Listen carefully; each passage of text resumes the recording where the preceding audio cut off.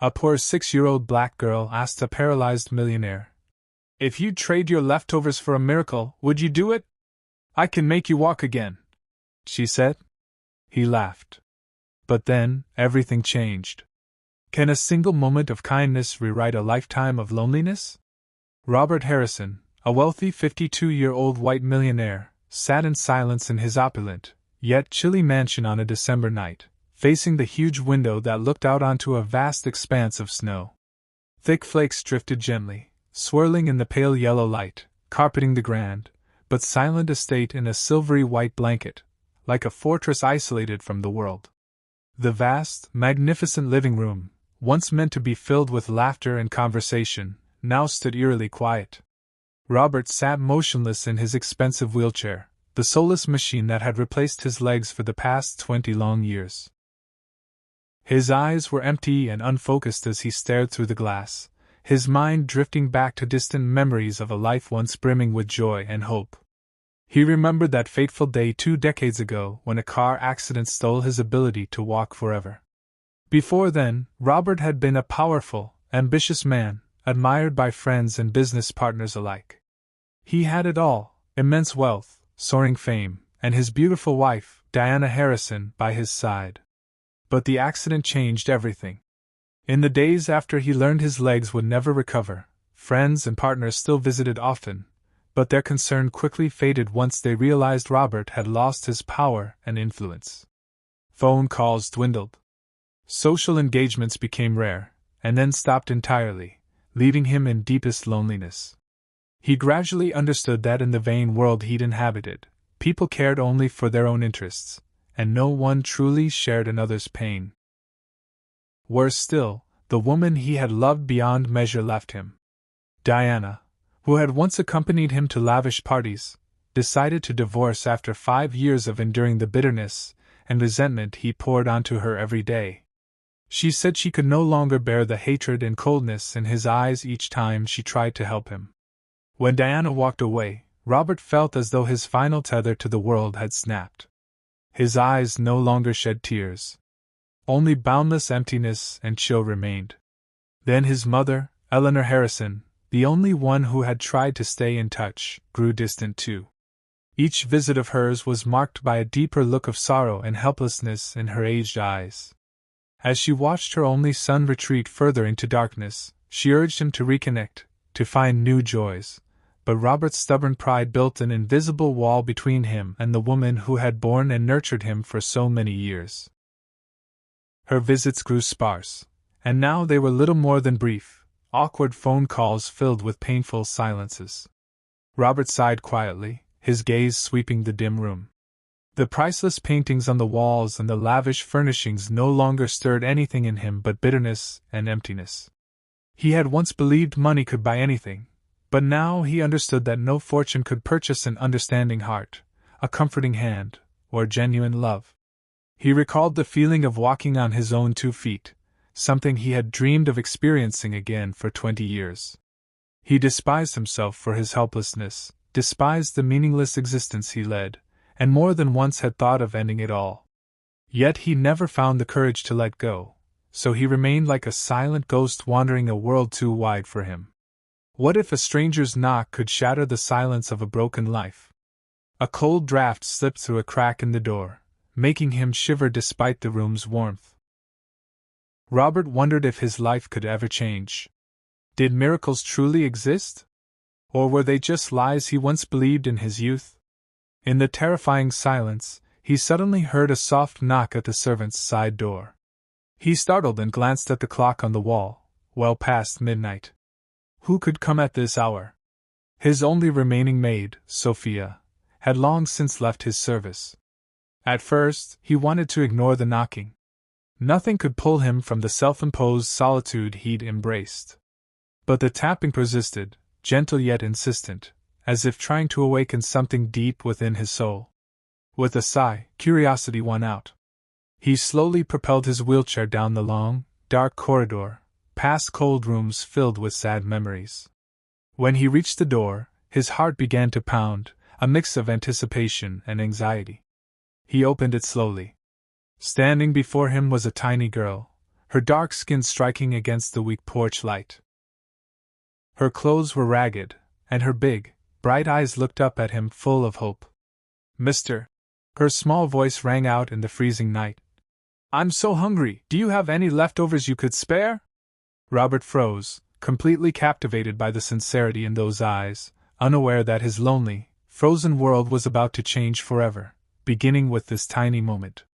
Robert froze, caught completely in the sincerity shining in her eyes. The pale yellow porch light softly illuminated her delicate face, accentuating the smooth ebony of her skin against the bone-cutting cold of the winter night. She stood there shivering, her wide, clear brown eyes fixed on him without a hint of fear or hesitation. Robert cleared his throat softly, trying to mask his surprise and embarrassment. He was used to the wary glances and evasive looks people gave when they saw his extravagant wheelchair, but the girl before him seemed oblivious to his disabled legs, unafraid to stand before a wealthy white man. "Did you say something?" Robert asked, his voice gentler than he'd intended. The girl gently brushed her tangled, snow-dusted curls aside and looked up at him, her voice trembling but clear. "I'm so hungry. Do you have any leftovers?" Robert felt a sharp pang in his heart at those genuine words. How long had it been since someone spoke to him with such simplicity and honesty? How long since anyone saw him as a person rather than his money or his crippled legs? He studied her more closely. She wore a threadbare coat with one pocket torn, revealing the thin fabric beneath. Her tattered sneakers allowed her tiny toes to peek out, her skin ashen from the freezing air, an image that stirred an inexplicable ache in him. Instinctively, he wondered how a little girl like this could be wandering alone in the snowy night, coming to a stranger's home to beg for food. "What's your name?" he asked, his tones softening with concern he didn't quite understand. "Jasmine Thompson," she replied without hesitation, her small voice carrying a surprising confidence that belied her worn appearance. Robert nodded slowly. "Do you live nearby?" "Yes, sir. My mom and I live in a small apartment across the street. She often works very late," Jasmine said, pointing toward the dilapidated row of flats opposite his mansion. Robert turned to look where she pointed. He realized he'd been so isolated that he never noticed the impoverished apartments just steps from his estate. A flush of shame rose in him. How selfishly he'd lived. "Then why didn't you wait for your mother to come home and eat together?" he asked gently. "My mom works 3 different jobs. Some nights she gets home very late. Today our kind neighbor said rich people always throw away good food, so I thought I'd ask you," Jasmine explained, matter-of-factly, as though her actions were perfectly ordinary. Robert's chest ached at her blunt honesty. He fell silent for a moment, watching the little girl shiver.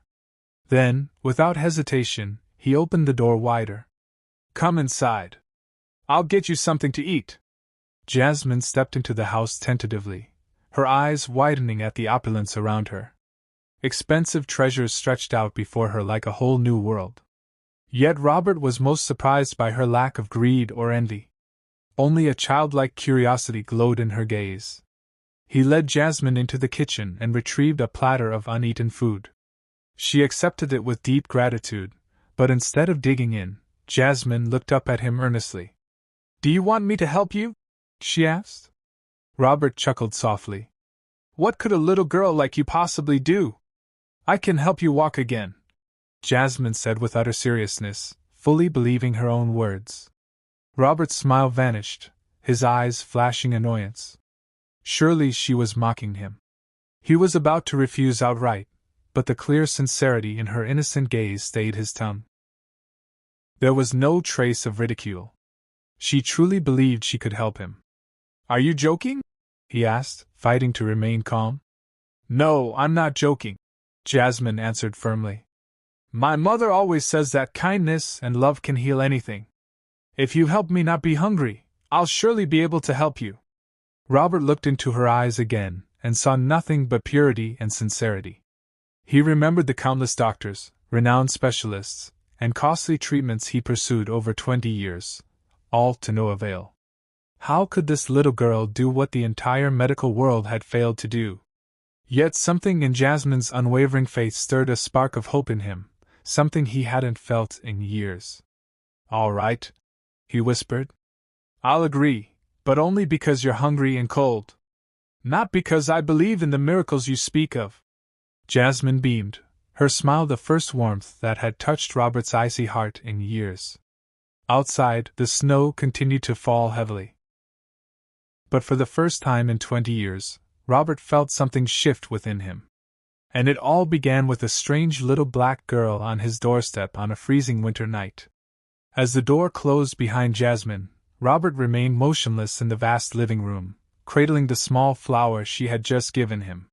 He gently traced its fragile, slightly yellowed petals, and yet there was a strange beauty in them, the beauty of a genuine gratitude he had long since forgotten. Robert sighed. For the first time in years, he felt a rare lightness in his chest. The next morning, when Sophia, his longtime housekeeper, arrived for work, Robert decided to tell her about the strange encounter the night before. He'd always trusted Sophia. She'd worked for his family since he was a child and had cared for him through his hardest days. So, he was taken aback by her reaction. "You can't trust a random child like that. Especially a little black girl from that rundown neighborhood," Sophia said sternly. "Who knows what she and her mother want? Maybe they know you're rich and want to exploit your kindness." Robert frowned, offended by Sophia's harsh words. He knew she held old-fashioned prejudices, but he never felt so irritated. Deep inside, a protective urge for Jasmine stirred. "Sophia, she's only 6 years old. I found her completely sincere," Robert replied softly. "Sincere?" Sophia scoffed, her eyes narrow with distrust. "Robert, how many people have taken advantage of your wealth? Don't let yourself make that mistake again." Robert fell silent. Her words stung, but they also made him question. Had he been too naive and trusting? That afternoon, a familiar knock sounded at the door again. Robert opened it swiftly to find Jasmine standing there, her little face radiant like a winter sunrise. "Hello, Mr. Robert," she called cheerfully, offering him another small flower wrapped carefully in old newspaper. "I came back to say thank you. This is the miracle of gratitude." Robert smiled, and all his worries seemed to disappear when he saw the clear light in her eyes. He accepted the flower with genuine warmth. "Thank you, Jasmine," he said gently. "This truly is a beautiful gift." Jasmine beamed, then suddenly asked, her tone serious. "Mr. Robert, your legs must hurt a lot, right? How long has it been since you could walk?" Robert was momentarily taken aback by her straightforward question, but her sincerity disarmed him. He couldn't refuse. "Yes, Jasmine. I was injured many years ago. The doctors say I'll never walk again. But the doctors don't know everything, do they?" Jasmine said softly as she stepped closer. "May I touch your knee once?" Robert hesitated, then nodded. Jasmine moved forward and placed her tiny hand on his knee. In that instant, he felt a strange warmth ripple through him, a feeling he hadn't experienced in 20 years. It wasn't a clear sensation in his legs, but rather a peaceful warmth spreading through his heart, as if her small hand had reached the deepest part of his soul. He looked down at her, eyes wide with curiosity. "Why are you doing this, Jasmine?" "I'm sending love and faith to your legs," she replied earnestly, her eyes shining. "My mother always says that if you truly believe and love, miracles can happen." Robert studied her closely. In that moment, he realized Jasmine was not just a needy child, but a beautiful soul capable of touching the darkest corners of his heart. He saw her now, not with pity or curiosity, but with respect and profound gratitude. Standing tall, Jasmine looked up at him with unwavering conviction. "Mr. Robert, the miracle has already begun. All you need to do is believe." After she left, Robert sat alone, gazing at the little flower Jasmine had given him. He wondered if he'd been wrong to cling to his prejudices. Perhaps Sophia's harsh words weren't absolute truth, but the product of age-old biases. In his heart, those prejudices began to crack, and for the first time in 20 years, he resolved not to let them obscure the truth any longer. He was ready, just a little bit, to let hope and humanity's light into his dark world. When Jasmine left, the little flower still resting in Robert's hand and emotions he never felt before stirring in his soul. A cold gust of wind swept against the window pane, carrying with it a vague sense of unease. Inside, Robert's long-held prejudices began to crack, but the world outside remained full of prying eyes, suspicion, and the hidden dangers that a black girl like Jasmine or anyone from a vulnerable community faced every day. That evening, in a pitch-dark apartment across the street, Margaret Thompson, Jasmine's mother, returned home after a long shift. Though she was just over 30, her face was etched with fatigue, and her eyes carried a constant weariness. Life as a single mother raising her child in a poor neighborhood, surrounded by subtle bias and discrimination, had forged in Margaret a tough resilience, but also an undercurrent of perpetual anxiety. "Mama, I did exactly what Mrs. Patterson told me," Jasmine exclaimed, holding out the container of leftovers she'd gotten from Robert's house. Margaret looked at it in surprise. Her daughter's joyous eyes softened her heart, but panic quickly followed. "Where did you get this?"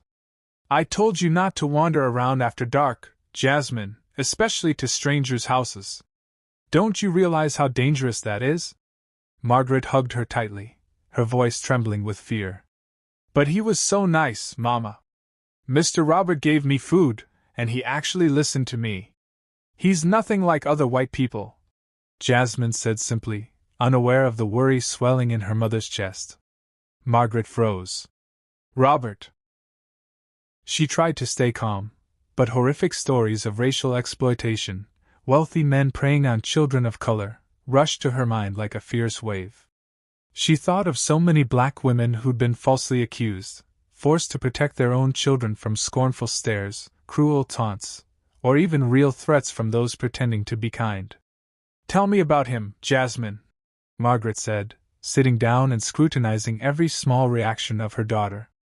Jasmine eagerly described the silver-haired man in the wheelchair at the grand mansion who had given her food and listened to her small dreams. But when she casually mentioned the miracle of helping him walk again, Margaret's panic only grew. "Are you sure he didn't do anything to scare you? Did he touch you or ask weird questions?" Margaret pressed, her voice hardening with both worry and anger at the thought of her child being taken advantage of. "No, he only let me touch his leg. His legs haven't worked in so long." "Mama, I just wanted to help him feel less lonely," Jasmine replied softly, sensing her mother's distress.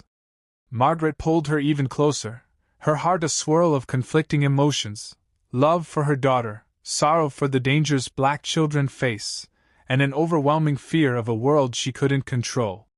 Finally, she stood silently, determined to confront Robert and protect her girl at all costs. The next morning, just as Robert was finishing breakfast, a rapid knock came at the door. When he opened it, he found a slender black woman with fierce eyes, Margaret Thompson, standing on his doorstep.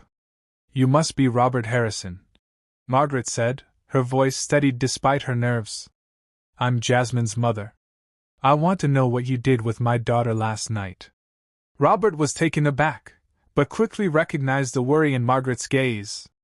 He gently invited her inside and explained everything that had happened, from Jasmine's request for food to their conversation. Yet the atmosphere between them grew tense as Margaret's long-standing defenses kicked in. "Do you know what people say about wealthy white men and poor black girls? Do you know how scared I was to see my daughter walking into your home alone in the middle of the night?" Margaret said, her tone firm, but shaking with the pain of a single mother who'd endured too much. "You won't be the first man to promise good things and turn them into a nightmare for a child of color, Mr. Harrison." Robert hesitated, then replied slowly. "I understand your fear, Margaret, but Jasmine is the first child to make me feel human again. I never had ill intentions toward her. I only wanted to help." Margaret looked him squarely in the eyes and saw not pity or dark desire, but loneliness and a yearning to be trusted. Yet she still wasn't ready to lower her guard. "If you truly have nothing to hide, I want to see where you live for myself. I'll come here with Jasmine, and only when I feel safe will my daughter come back. Do you agree?" she asked. Robert nodded without hesitation. You and Jasmine are always welcome here. If I ever give you cause for doubt, tell me. I don't want anyone to feel afraid in this house again." Margaret studied Robert for a long moment, then gave a small nod. In that instant, both realized that despite the barriers of past fear and societal prejudice, the courage to speak openly could forge a new path forward, however fraught with doubt and pain. And so the true journey of change, for those once stifled by racial bias, and those long isolated by privilege, had taken its first tentative steps. The tense atmosphere of that morning still lingered as Margaret left the mansion with Jasmine, her heart full of doubts and confusion. Yet, true to her word, the next evening Margaret returned with her daughter. She couldn't deny the mixture of curiosity and unease she felt stepping through the tall iron gate into a world so different, where the cold white brick walls seemed to symbolize the distance and prejudice that had divided generations. Jasmine clutched her mother's hand, her eyes bright with excitement, yet wary. Margaret felt her pulse quicken as they approached the front door. Robert's house was brilliantly lit, and his silhouette stood patiently in the window, as if he'd been waiting for them a long time.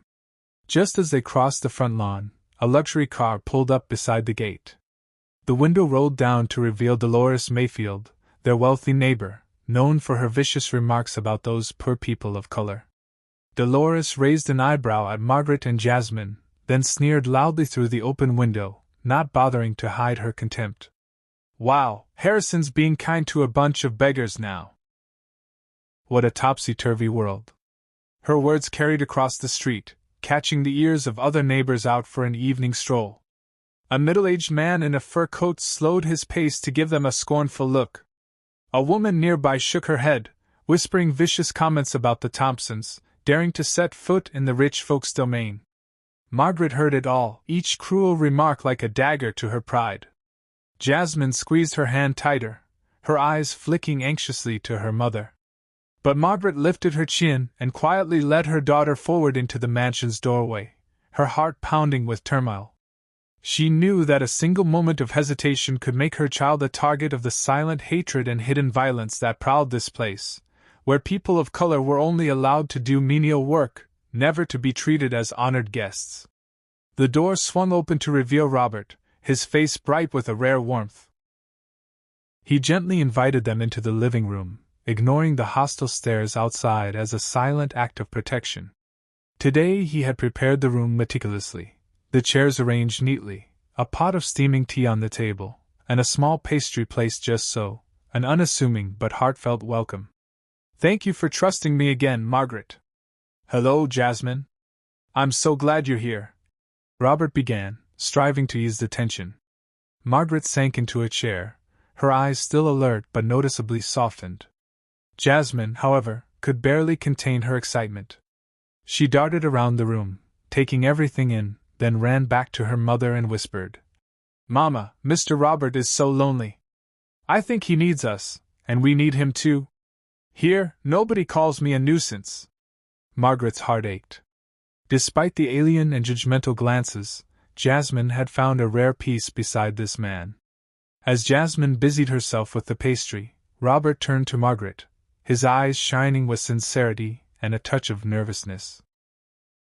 "I know this may seem sudden, but I truly need someone by my side.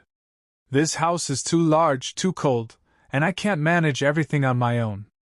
I've talked to my lawyer about hiring a housekeeper, but no one stays long. Jasmine has given me something I thought I'd lost, faith and a sense of purpose." Margaret fell silent. In Robert's gaze she saw genuine loneliness, not pity or ulterior motives. Yet bitter memories of the past made her hesitate. "Do you really think this is that simple? Aren't you afraid of the rumors out there? Afraid people will say you're harboring my daughter for some impure reason?" she challenged. Robert nodded slowly. "I used to live for society's approval, and it left me crippled in both body and spirit. I don't want to live that way anymore. If you'll have us, I'd like to invite you both to stay here, at least until your lives settle. I ask for nothing in return but your trust, your friendship, and if you'll allow it, a sense of family." Margaret was silent for a long time. She knew this opportunity, a safe home, steady meals, a brighter future for Jasmine, was something she'd barely dared to dream of. Yet her pride as a poor black woman, hardened by years of humiliation and scorn, rose up in conflict. She recalled countless moves forced by landlords who threw her out because of her skin color. The fear of walking alone late at night with no one to protect her. The tears she'd seen in Jasmine's eyes when classmates excluded her. All of it swelled in her heart. Finally, Margaret squeezed Jasmine's hand and looked Robert in the eye. "If you truly want to share your home, I have 3 conditions. First, Jasmine's needs come first. Second, I will help manage the household. We will not be freeloaders. Third, if someday you want us to leave, just tell me, and we will go with our dignity intact." Robert smiled, feeling a genuine warmth in his chest for the first time in years. "I promise." Outside, the hostile stares and gossip continued. But inside that door, for the first time in a long while, 3 strangers chose to trust one another, staking their lives on a bold decision that would change their fates forever. No sooner had the mansion doors closed behind them than the whispers and unhidden stares of neighbors and Robert's old acquaintances continued to echo outside. News that that black family moved into the millionaire's house spread through the upscale neighborhood like ink in clear water, and within days, the undercurrents of prejudice had flooded the home, where 3 people were only beginning to build their first measure of peace. Robert, Margaret, and Jasmine's shared life began in a swirl of strangeness. Margaret awoke before dawn to tend the kitchen and manage the household. Jasmine bounded through the grand rooms, filling emptiness with the laughter of childhood. But that happy atmosphere was soon strangled by countless skeptical glances and poisonous words beyond the walls. Anonymous letters started appearing at the gate, full of venomous warnings. "They'll bleed you dry. Those black folks are here to exploit you. Poor Harrison, fooled so easily." Dolores and her wealthy friends openly gossiped about Robert's downfall at the golf club, delighting in the fall of a man once a symbol of high society, now a laughingstock. People who once bowed to Robert now avoided him on the street, muttering derisively behind his back. Some old acquaintances even sent pointed emails about the dangers of trusting people of color. All of it left Robert discouraged while Margaret grew tense and angry, especially every time she saw her daughter peeking nervously through the curtains, guessing whether a police officer might call to question why a stranger was living in Robert's home. Tensions peaked one Saturday morning when Eleanor Harrison, Robert's mother, appeared at the mansion gate. Draped in an elegant coat and walking with determined steps, she swept a stern gaze across the familiar house, now transformed by the presence of 2 black women. Robert was guiding Jasmine through a drawing lesson in the living room when the doorbell rang. He watched his mother's face on the security monitor, her expression unreadable but tense. When he opened the door, Eleanor offered no greeting, only a cold look directed at Margaret preparing breakfast in the kitchen. "Mother, this is Margaret and Jasmine. They're guests and now family to me," Robert said, introducing them. Eleanor didn't even glance at Margaret. She turned her gaze to her son. "Robert, aren't you ashamed? You've let these 2 strangers, different class, different color, live in this house. What were you thinking letting them take over the kitchen your mother once tended with her own hands?" The room seemed to freeze. Margaret felt her blood rise to her cheeks, but forced herself to stay calm. Jasmine cowered behind her mother, and Robert bowed his head, hands clenched in anxiety. "You don't understand," Robert began. But Eleanor cut him off sharply. "You've grown weak, son. They'll leave you with nothing. Margaret, what right do you have to live behind these walls? Do you think you deserve it?" Margaret raised her head, her eyes cold but steady. "I come as a mother, a woman who works tirelessly for her child and a person of dignity. I haven't taken a penny from Robert. I work. I'm not here begging for white people's pity. If you doubt my worth, look at how I care for this home, and look at my daughter's eyes now, no longer afraid each night." Eleanor was taken aback by Margaret's firmness. Part of her wanted to retort, yet no valid argument came to mind. "Mrs. Harrison," Margaret continued, her voice trembling yet resolute, "I know what you think of people like me. You don't need to hide it. But I beg you, if you truly love your son, look at his happiness. The happiness that my daughter and I are striving to bring, not take away. The air turned stiflingly heavy. Jasmine gripped her mother's skirt, watching every word and movement. Robert looked from his mother to Margaret, his heart torn between gratitude, wounded pride, and fear of being abandoned. For the first time, Robert refused to stay silent. He gripped the arms of his wheelchair, lifted his chin, and looked his mother in the eye. "Mother, thank you for coming. But my life here has felt dead for years. Only when Margaret and Jasmine arrived did I remember how to feel joy, hope, and love like an ordinary person. I don't need your approval, but I won't let anyone, even you, humiliate or drive them away. This is my home, and I want them to stay." Eleanor fell silent. Her face wavered between wounded pride, sorrow, and bewilderment at her son's newfound strength. She turned away, tears glistening in eyes she tried to hide. In the small kitchen, Margaret exhaled deeply. Jasmine wrapped her arms around her mother, and Robert turned to his family, his eyes filled with both gratitude and regret for the hardships they'd endured. But from that moment on, the walls dividing these three strangers began to crack wide open. And though the prejudice outside remained unrelenting, behind those doors, a new family was taking shape, stronger and more resilient than any insult could ever destroy. The tension in Robert's house after that fierce confrontation with Eleanor had eased somewhat, though the atmosphere was no longer as pristine as it had been at the very beginning, nor was it as stifling as before. Even though prejudice still ran rampant outside, a small seed of peace had begun to sprout behind those doors. Margaret moved quietly about her chores. Jasmine chatted happily with Robert, and Robert, for the first time in years, began to look forward to those fleeting moments spent with the two of them. With her boundless energy and innocent faith, Jasmine had breathed new life into Robert's world. Every morning, she would knock on his door, bubbling over with strange dreams she'd had, or tug him into the garden to try lifting your leg a little, just for fun. At first, Robert would laugh it off, assuming it was a child's game from someone who could never understand an adult's despair. But strangely, each time Jasmine gently touched his knee, each time she patiently massaged his calf, he felt something different. A faint tingling at first, then a subtle warmth, and even a brief pinch of pain, just like the years when his legs still served him. One night, lying in bed, he felt his foot twitch ever so slightly, the first sensation in nearly 20 years. He thought he must be dreaming.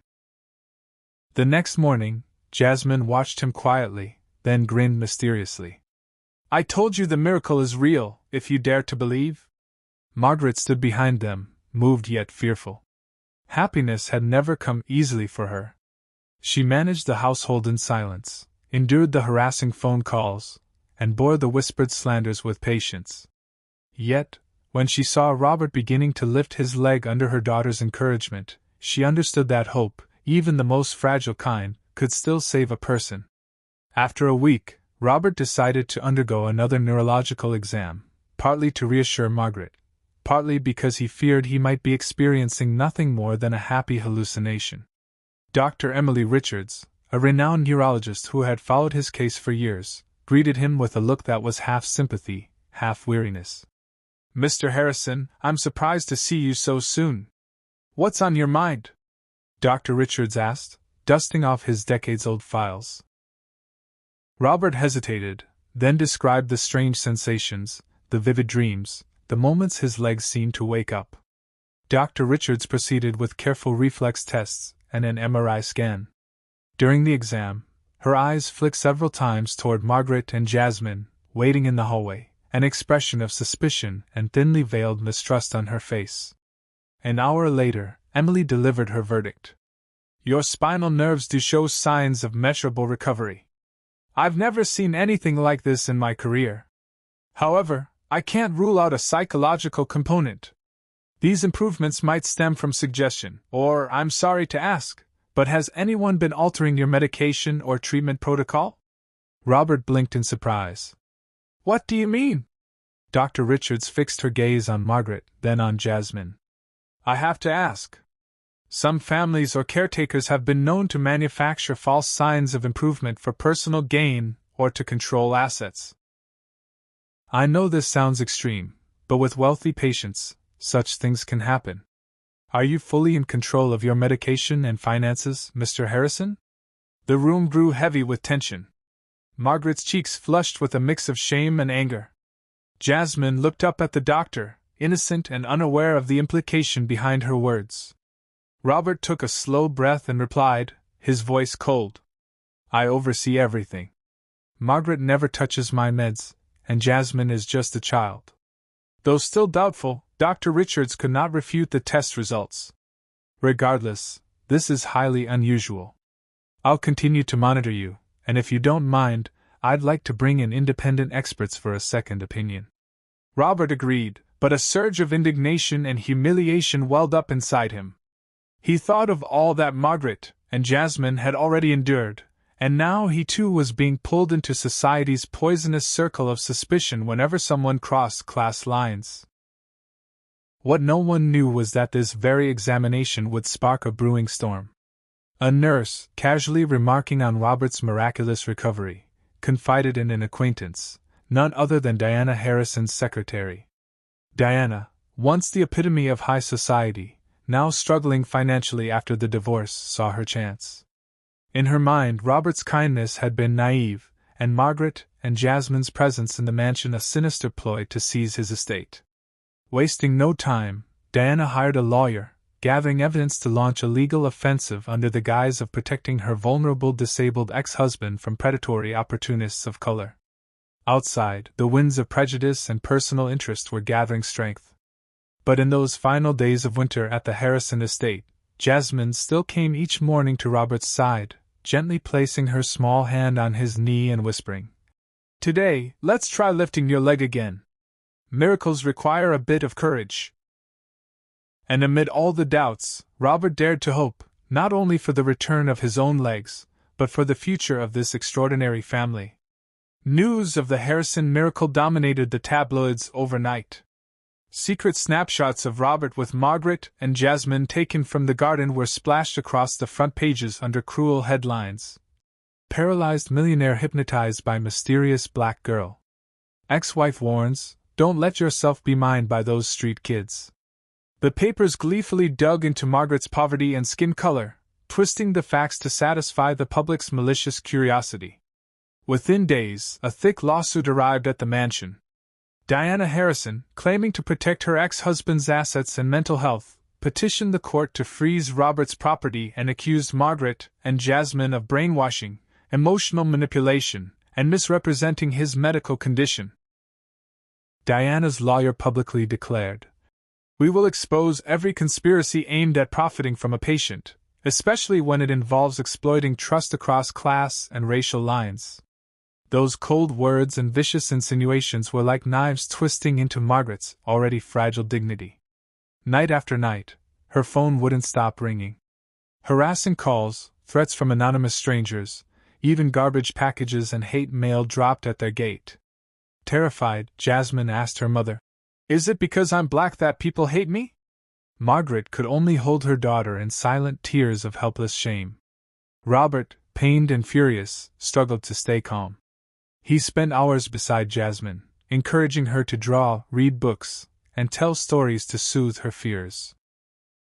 At night, he and Margaret would sit together by the dark window for hours, sharing their years of loneliness, their fear of being cast aside, and above all, their resolve not to let the past or anyone's prejudice dictate their happiness.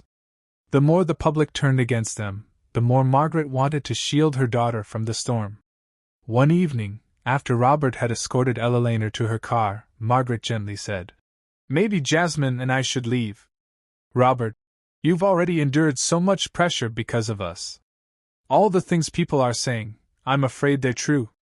I'm scared Jasmine will hate her own skin color when she grows up." Robert took Margaret's hand, his voice calm but firm. "Don't you see, Margaret? They only hate what they don't understand. If we leave, they win. They'll prove that public pressure, difference, and skin color are enough to tear apart a family. I've lived 20 years trapped by my own fears. I won't let Jasmine inherit fear from the world outside." Margaret shook her head, tears silently falling. She'd never believed a white man would dare to defend her against the whole world. But now, faced with Robert's unwavering sincerity, she felt something transcend race, understanding, responsibility, and love. Just when it seemed they were at their weakest, Eleanor Harrison, the very woman who had fiercely opposed Margaret and Jasmine, began to change. Quietly, she observed Margaret running the household, caring for her son's meals and rest, patiently sitting with Jasmine as she studied, played, and learned right from wrong. She never caught a hint of deceit or cunning that Diana had accused them of. Instead, Eleanor realized the truth.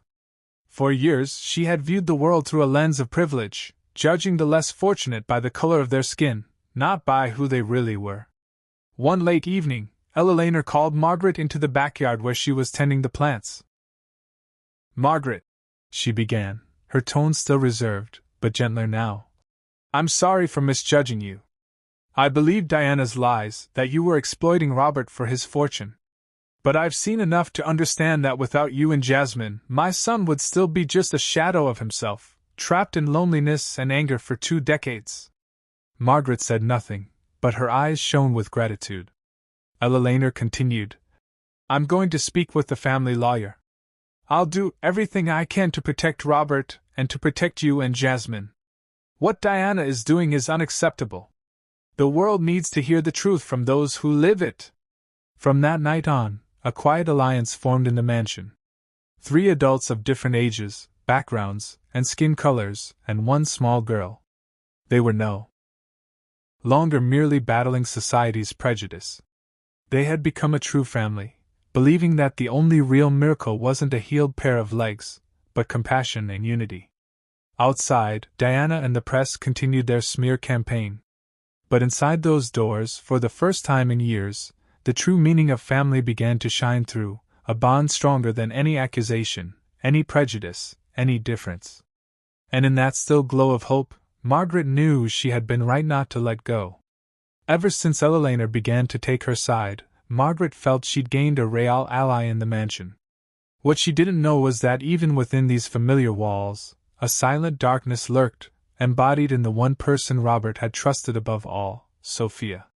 For nearly 30 years, Sophia had been the loyal housekeeper to the Harrisons. She'd quietly witnessed every twist and turn of their family's life, caring for Robert from his rebellious adolescence through the darkest days of his despair. Yet, living all those years in this wealthy neighborhood had imbued Sophia with deep-seated prejudice against anyone different, especially poor people of color. Sophia had never liked Margaret or Jasmine, though she always wore a polite expression.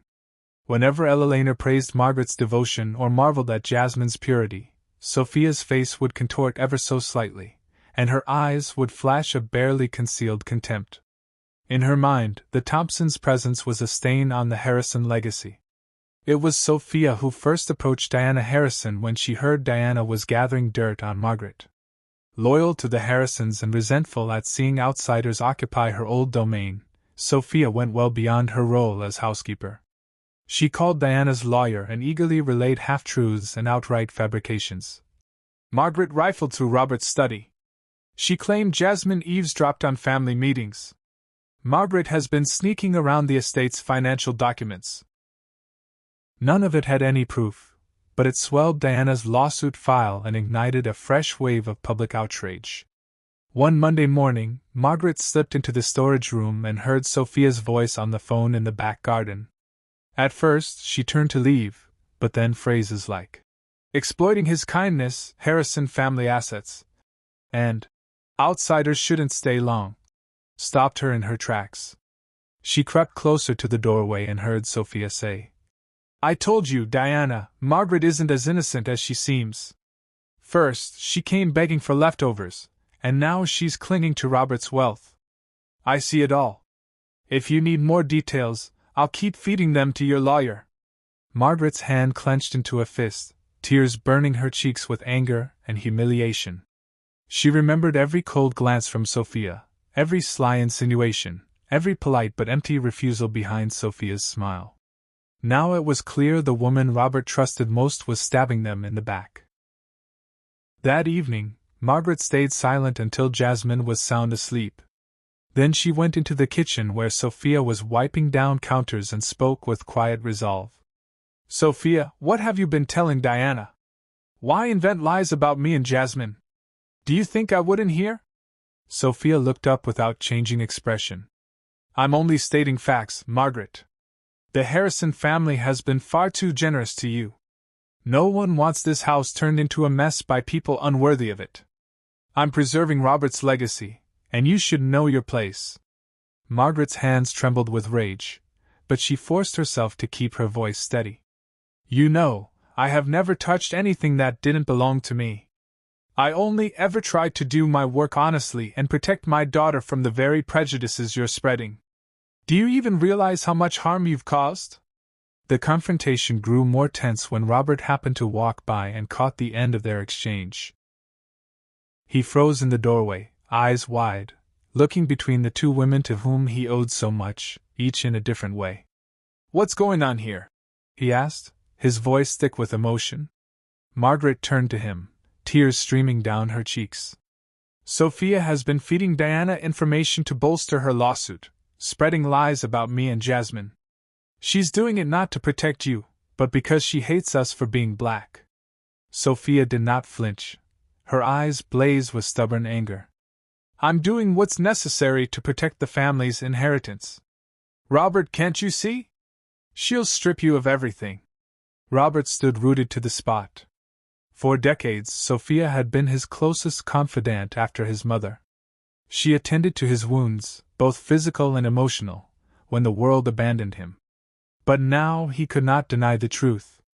Margaret's words had peeled away all his lingering doubts that long-standing loyalty could be driven by fear of difference, by unconscious bigotry soaked into one's bones.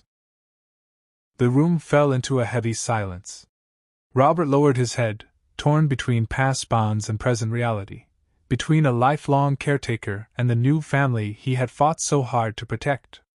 Finally, he lifted his gaze and spoke to Sophia in the cool, firm tone of a true head of household.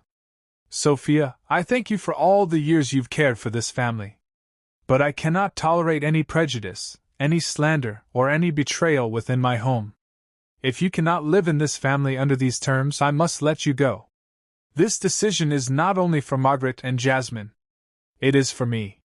I choose to live by my conscience. Sophia was struck silent, her elderly eyes filling with tears.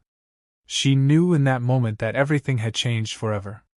That night, for the first time in years, Robert sat long by the dark window, mourning the fragment of his past he had lost, yet feeling a strange peace in knowing he had finally chosen the side of justice and the truth of his own heart.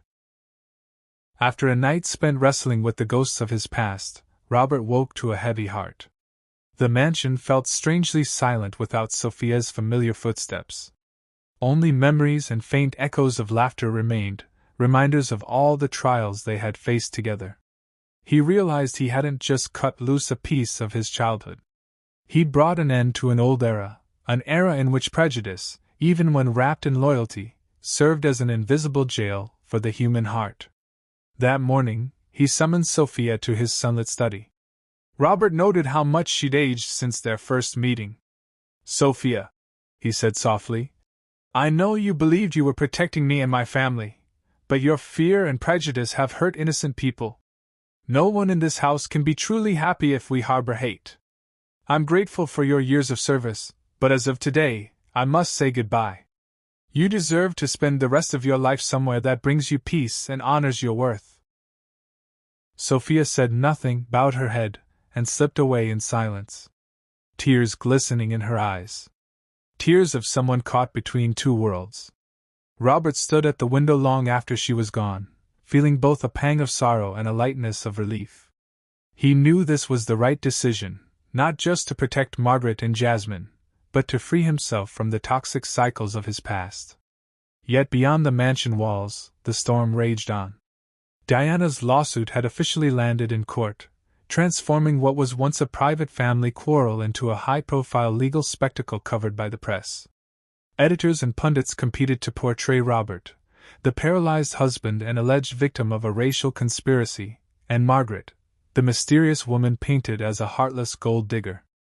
Every act of kindness that Margaret, and Jasmine had shown Robert was twisted into fodder for social media outrage, fanning the embers of racial animus. In the courtroom, Diana arrived in elegant defiance, flanked by a battalion of lawyers. She paraded Sophia's accusations of Margaret's shady dealings, produced financial records and doctored images to sully the mother and daughter's reputations, and declaimed at length about her duty to protect her ex-husband, the pain of someone who once shared Robert's life, and the dangers a vulnerable man faces when manipulated by outsiders. When Robert took the stand, he faced a barrage of nasty questions. Did you sign over property under Maggie's threat? Has little Jasmine accessed your personal files? Have you ever suspected emotional manipulation? Calmly, Robert replied, I signed nothing without full awareness and unwavering trust. No one coerced or manipulated me. The only gift I received is life itself, a gift I thought lost to me for 20 years. Tension peaked when Diana's lawyer asked that 6-year-old Jasmine, her wide, innocent eyes, be called as a witness. The courtroom fell eerily silent. Margaret gripped her daughter's hand, fear etched on her face. But Jasmine surprised everyone, climbing onto the stand with quiet courage. She greeted the judge with a small smile and answered each question with surprising poise. Jasmine, the lawyer asked, do you know why you're here? Jasmine glanced around, her eyes bright. They said my mom and I did something bad to Mr. Robert, but I don't understand. He's my friend. I just help him be happy, and every day we tried to help him remember how to walk. A hush fell over the room. The lawyer pressed on. Have you ever taken anything from Mr. Robert? Has your mother taught you to sneak around? Jasmine shook her head earnestly. No, sir. Mama told me to always ask first. I only give Mr. Robert flowers. I think flowers make people happier than money. The judge softened. Do you love Mr. Robert? He asked. Jasmine nodded, eyes shining. I love him so much. He used to be sad like my mom and me, but now he knows how to laugh. Everyone here calls us outsiders, but Mr. Robert calls my mom a friend and he calls me his little miracle doctor. Quiet laughter and tears rippled through the gallery. Jasmine's simple words struck a chord, even among the reporters who had spread falsehoods. They began to see the story not through suspicion, but through the eyes of a child who only wanted to give and receive love. Finally, the judge ruled, there is no evidence that Margaret and Jasmine exploited or harmed Mr. Harrison. On the contrary, the court finds they have provided him significant emotional and physical benefit. Ms. Diana Harrison's case is dismissed. The Harrison family is free to continue their lives. Outside, the public buzzed over Jasmine's testimony. Headlines shifted from mockery to celebration of resilience, faith, and the small miracles born of human kindness. Letters of support, bouquets of flowers, and messages of apology poured into the mansion. Robert knew there were still challenges ahead, but trust, the invisible treasure he'd lost for 2 decades, had finally triumphed, thanks to the love of a little black girl and a woman who refused to surrender to prejudice. And in that moment, Robert understood that it was not legs nor money, but faith and decency that holds the true power to resurrect a soul. After Jasmine's moving testimony, the courtroom fell into an almost unbelievable hush. Those who had criticized and doubted her were now silent, listening, and a flicker of empathy appeared in their eyes. Margaret sat quietly in the gallery, tears welling, not from pain, but from pride and joy at seeing her little girl speak up for their entire family. And Robert felt something unlock in his chest, a part of his soul long imprisoned by fear, hurt, and shame. The lawsuit pressed on. Diana and her attorneys refused to relent, continually producing new documents and so-called evidence to paint Robert as the victim of an elaborate psychological scheme masterminded by Margaret and Jasmine. The media buzzed again, ready to pivot at a moment's notice for the next sensational headline. But this time, the tide was turning. That day, the courtroom was packed to capacity. The judge ordered a public medical demonstration with independent experts and reporters in attendance. Dr. Emily Richards, the neurologist who had followed Robert's case for nearly 20 years, was called to the stand. Emily, long skeptical of any Harrison miracle, had to revise her views after witnessing his undeniable progress and surprising medical indicators. Before the bench, she declared firmly, "Initially, I believed Mr. Harrison's improvements might stem from psychological effects or suggestion, but recent exams confirm real, medically remarkable recovery in his motor function and neuroreflexes. There is no sign of medication tampering or fraudulent treatment. I can't explain how it happened, but it is fact." An independent neurologist echoed her findings, pointing to the MRI scans. "The patient's nervous system has re-established its basic connections. In our field, this is a truly unique case." Diana's lawyer scoffed. "So, doctor, should we believe in miracles or in the fairy tales spun by a 6-year-old? Dr. Richards replied, visibly moved. "I present the scientific truth. Yet sometimes love, trust, and the will to live are forces science can't fully measure." A hush of astonishment fell over the room. Robert, who had remained quiet through every accusation, now faced the judge's request to stand. Margaret gripped Jasmine's hand. Ella Laner covered her mouth, silently praying. Robert placed his hands on the chair arms and closed his eyes, gathering the strength of 2 decades of pain. A deep breath. Every gaze in the courtroom fixed on him, the man long deemed permanently disabled. He tensed, feeling a familiar numbness up his spine. But this time, there was no shame or fear. He opened his eyes and glimpsed Jasmine's encouraging nod. Robert smiled. Then, trembling but determined, he lifted himself up. Inch by inch, he rose to the gasps of everyone present. The room seemed to choke on silence. Then he drew in a deep breath, took the assistant's hand, and took his first shaky step. Another step. A ripple of astonishment surged into spontaneous applause. Cameras flashed nonstop as reporters sprinted forward. It was real. Margaret sobbed with relief. Jasmine ran to hug his legs. Ella Laner's tears flowed freely. The judge smiled and rapped his gavel. "This is not only a legal victory, but a triumph of faith and human will." The judge dismissed Diana's case, preserving Robert's civil rights and property. No evidence of fraud or exploitation was found. Immediately, the media tone shifted from scorn to admiration, celebrating Robert's resilience, Margaret and Jasmine's courage, and the boundless love of this special family. Dressed in a simple white dress, Jasmine stood tall amid strangers, the living emblem of pure faith. A miracle that compelled society to reconsider itself. Schools and community groups launched campaigns for equality and anti-racism, adopting the Harrison story as their rallying cry. That evening in the familiar mansion, Robert, Margaret, Jasmine, and Ella Laner sat together by candlelight. Robert whispered, "We've won more than a lawsuit. We've conquered the darkness of prejudice. This family was born from the miracle of faith." Margaret smiled and squeezed his hand. Jasmine, resting her head in Ella Laner's lap, whispered, "Tomorrow, I'll teach Mr. Robert how to jump rope." They all laughed as a spring breeze drifted through the windows, carrying hope of a truly new beginning. Laughter and joy from that legal victory still echoed through the Harrison mansion on that first spring evening after the trial. Robert, Margaret, Jasmine, and Ella Laner gathered together, unwilling to break the strange peace that had settled over them.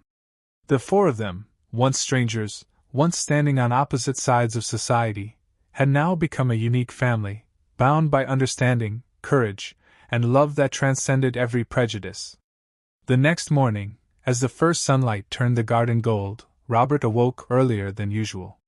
He practiced walking down the hallway, feeling each step, not alone anymore, and no longer weighed by despair. Margaret was watering the flower pots Jasmine had planted by hand, while the little girl chirped to Ella Laner about her drawings of a happy family.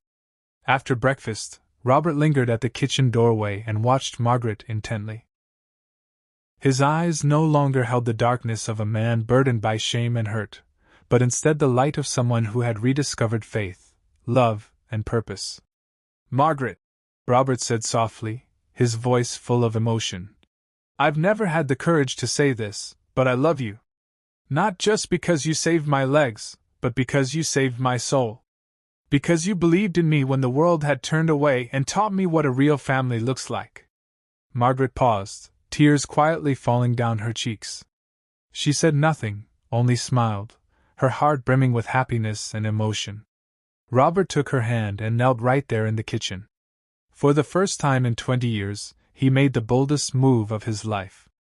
"Will you marry me, Margaret Thompson?" he whispered.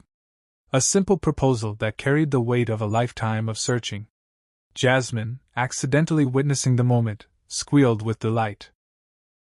She ran forward to hug her mother and Robert, while Ella hovered at the doorway, wiping away tears, partly regretful, partly proud that her son had finally found true happiness. That very day, Ella sought out Margaret and Jasmine as the two of them tended the garden. She hesitated, her gaze seeming to reflect on years of her own past. "Margaret, Jasmine," Ella began in a voice softer and more genuine than ever before. "I want to apologize to both of you. Perhaps I judged you too harshly, viewed you through the lens of my past and the unrecognized privilege I held. I let fear and pride cloud my judgment and treated people who only wanted love poorly." Margaret squeezed her daughter's shoulder, her eyes shining with emotion. "Thank you for saying that, Ella. I understand. Everyone has their own fears. What matters is that you found the courage to see us differently and choose to stand with us." Ella bent down gently and embraced Jasmine, the little girl she had once doubted and alienated. "From now on, I will protect both of you, just as I have always protected Robert," she whispered. Jasmine looked up and hugged Ella tightly, her smile reflecting rare happiness. Within days, news of Robert and Margaret's engagement had spread throughout the community. Surprisingly, instead of protest or backlash, most of Robert's old neighbors and friends began to change their tone. Many sent flowers, congratulatory cards, and heartfelt apologies after the trial. Some even publicly expressed support on social media, admitting they had been wrong to heed blind prejudice. The local nonprofit reached out to Margaret, inviting her to collaborate on projects supporting disadvantaged women and children. Schools asked Jasmine to share her story of the miracle of faith and courage, making the little black girl a new symbol of overcoming discrimination. As the wedding day approached, the Harrison mansion buzzed with laughter. But perhaps because of all that, you and Jasmine became the true miracles of my life. Margaret rested her head on his shoulder and smiled. And you taught us that sometimes a miracle isn't something grand, but simply the chance to live and be loved like ordinary people. The next morning, the entire community gathered before the Harrison mansion. No one dared make remarks about skin color, background, or status. Everyone rose to applaud as Robert took Margaret's hand and led her down the aisle. No wheelchair, no shame. Jasmine, radiant in her simple white dress, walked ahead as the flower girl. The Harrison story became a new emblem of faith and compassion. There was no more division, only laughter, joy, and the admiration of a once distant community. That day, as the church bells rang and white petals danced in the breeze, Margaret knew at last she had a family. Not just a shared roof, but a safe haven where love could take root and grow, undeterred by any barrier of skin color or past. The church bells rang out across a brilliant spring morning, heralding not only a moment the three residents of the Harrison mansion had dreamed of, but a wake-up call for the entire community. Today, Margaret, in her simple yet pure wedding gown, walked hand in hand with Robert, the man who had once despaired that he'd never stand again, as they to Jasmine and Ella selected wedding blooms. Margaret tried on her dress with the help of new friends. Robert, no longer the lonely millionaire, busied himself with the guest list, insisting that everyone who had turned their back on the family be invited as a declaration. Everyone deserves the chance to change. On the night before the wedding, Margaret and Robert sat together in the garden where the moonlight fell over the tiny flowers Jasmine had grown. Robert looked at his bride-to-be and whispered, "We've endured so many storms, so much pain, tears, and the hatred of people once called our friends." Okay, steady steps along the old tiled aisle of the grand church. Every gaze following them was no longer one of suspicion, but admiration, respect, and even remorse. Little Jasmine, proud in her white flower girl dress, gently scattered petals ahead of them. Her radiant smile, as bright as the morning sun, embodied innocence, bravery, and unshakable faith. Behind her, Eleanor guided the older guests with a beaming, proud expression. They were a family now, not defined by blood alone, but forged by overcoming the deepest fractures of prejudice, fear, and mistrust. The ceremony itself was simple, yet overflowing with emotion. No one sat still as Robert, needing no wheelchair, stepped forward to escort Margaret down the aisle. A hushed reverence enveloped the room before bursting into applause and heartfelt sobs from those who had witnessed their tear-streaked journey. When it came time for his vows, Robert looked into Margaret's eyes that held the weight of past hurts, regret, gratitude, and above all, profound appreciation for the woman who had weathered every storm with him. His voice was slow, clear, and resonant, touching the hearts of everyone present. Today, before God and all of you, I declare that love and trust are the true miracles of my life. Some say my ability to walk again is a marvel of medicine. But I know the greater miracle is learning to see beyond myself, rising above fear, breaking through invisible barriers our society has long imposed. I once let prejudice, shame, and loneliness paralyze my soul more completely than any physical injury ever could. Yet through Margaret, through Jasmine, through Eleanor, and through everyone courageous enough to confront their own biases, I've learned that the greatest miracle is to be believed in, forgiven, and loved. He scanned the pews, finding faces that had once sneered or doubted, now wearing tentative smiles of empathy. I hope that from this small story, each of us will learn to open our hearts, to apologize, to make amends, and to give second chances to those we once excluded because of their background or skin color. Let us never allow fear or hatred to steal away the miracle that every human being deserves. Margaret squeezed Robert's hand, tears of pride glistening in her eyes. Jasmine stood below, clutching her tiny bouquet, her eyes shining with joy, fully aware that she had become both participant and witness to this extraordinary miracle of acceptance. When the service ended, the congregation streamed outside the church. For the first time, former critics, neighbors, old colleagues, even stern Mrs. Dolores, stepped forward to shake hands and embrace Margaret and Robert, offering heartfelt apologies. They spoke of their earlier doubts and gossip, and confessed that they had been moved by the Harrisons' unwavering faith and determination. Eleanor, unable to hold back her tears, declared to waiting reporters, "I once lived in pride and hidden fear, cloaked in outdated prejudices. Now I pledge to be a protector of this new family and to work with all of you to build a community and a society that no longer tolerates bias." The story went national. Schools and nonprofits adopted images of Jasmine and Margaret for equality campaigns. A photograph of Jasmine leading Robert down the floral aisle with Margaret beaming at their side went viral, shared millions of times with the message, "Miracles aren't found in the color of one's skin, but in the colors of our trust." Back at the Harrison mansion that evening, the atmosphere felt like a festival. New friends and neighbors who had changed their hearts gathered in the blooming garden. Jasmine darted among them, laughing, occasionally hushing at Eleanor's side to share new miracles she dreamed the world might know. As night fell, Robert held Margaret and Jasmine on the balcony, gazing at a starlit sky.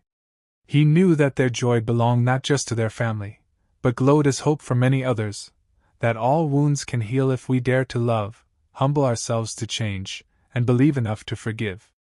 Their story would stand as a lasting reminder to the community. Only trust and love can truly mend every fracture, even the most enduring barriers of racial prejudice. And only when we each dare to admit our mistakes and extend the miracle of kindness will society become truly fair and compassionate. In the gentle breeze rustling through the leaves, in Jasmine's joyful laughter echoing into the night, everyone knew the real miracle had arrived. Not in walking again, but in hearts learning to love and forgive. And so a new chapter began, summed up in two simple words: family. If you felt the power of this story, don't forget to hit like, share it with your friends, and subscribe to help us spread more human values far and wide. Thank you for listening.